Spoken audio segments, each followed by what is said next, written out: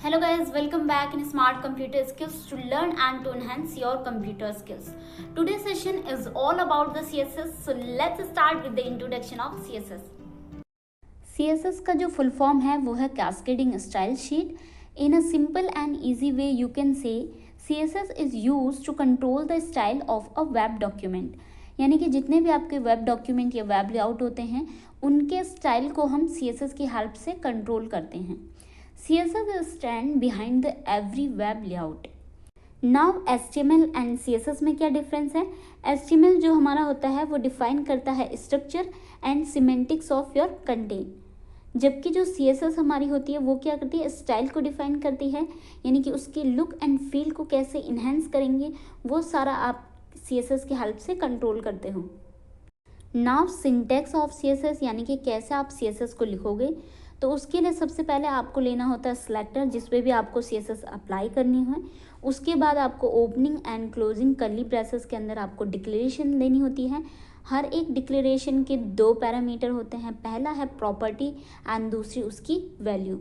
यहाँ पे एग्जाम्पल के लिए मैंने H1 टैग लिया. सपोज किसी H1 टैग पे आपको कुछ CSS अप्लाई करनी है, तो सबसे पहले आप सिलेक्टर में लेंगे H1 एंड अगर आपने उसकी कोई क्लास या फिर आईडी दी है तो वो भी आप ले सकते हैं.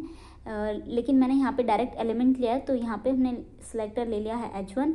उसके बाद ओपनिंग एंड क्लोजिंग ब्रैकेट के अंदर आपने फर्स्ट डिक्लेरेशन जो कलर के लिए किया है उसमें प्रॉपर्टी है आपकी कलर एंड उसकी वैल्यू रेड ग्रीन ब्लू जो भी आपको कलर रखना है वो उसकी वैल्यू हो जाएगी.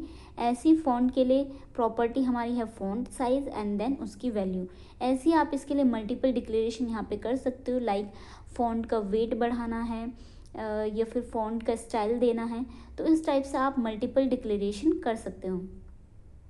लेटेस्ट वर्जन ऑफ CSS, तो CSS 3 जो है वो हमारा लेटेस्ट वर्जन है CSS का. क्या न्यू फीचर इसमें ऐड हुए हैं वो वन बाय वन हम सारे फीचर्स को कवर करेंगे. कुछ फीचर्स यहाँ पे मैंने मेंशन किए हैं, जैसे पहला हमारा सिलेक्टर. जो हमारी नॉर्मल CSS या CSS 2 में जो सिलेक्टर थे वो सिंपल सिलेक्टर थे, लेकिन यहाँ पे आपके सिलेक्टर को कैटेगरीज़ में डिफ़ाइन किया गया है, डिवाइड किया गया है, और वो सारी कैटेगरीज़ को हम वन बाय वन डिटेल में डिस्कस करेंगे.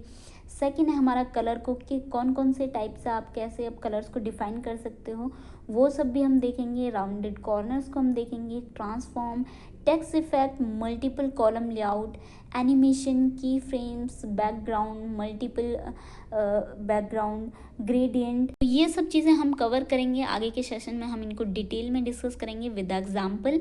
So for now let's see the way of inserting a style sheet, यानी कि कैसे आप CSS को इंसर्ट करोगे अपने वेब डॉक्यूमेंट में. तो यहाँ पे आपके पास 3 मेथड हैं. फर्स्ट है इनलाइन CSS का. अगर आपको किसी पर्टिकुलर एलिमेंट पे CSS अप्लाई करनी है तो आप इनलाइन CSS लिख सकते हो.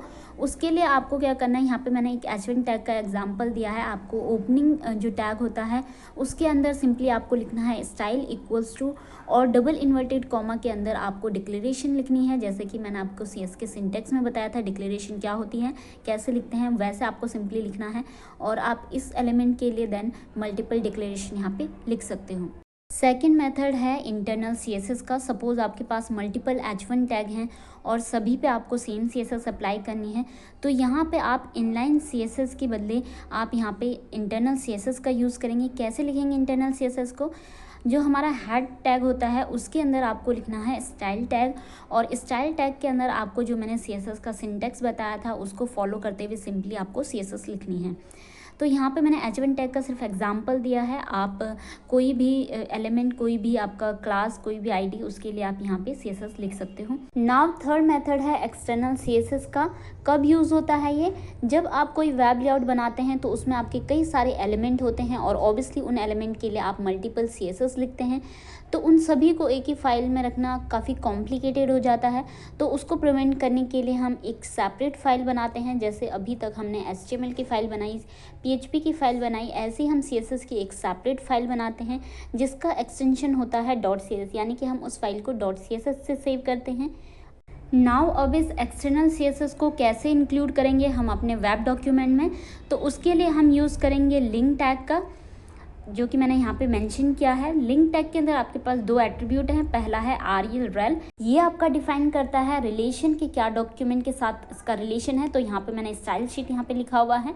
सेकंड है HREF, यहाँ पे आपको जो हमारी CSS की फाइल है उसका यहाँ पे नाम लिखना होगा। अगर वो फाइल सेम फोल्डर के अंदर है तो आप सिंपल नाम लिख सकते हैं, और अगर किसी और फोल्डर के अंदर है तो आपको उसका प्रॉपर यहाँ पे पाथ डिफाइन करना पड़ेगा।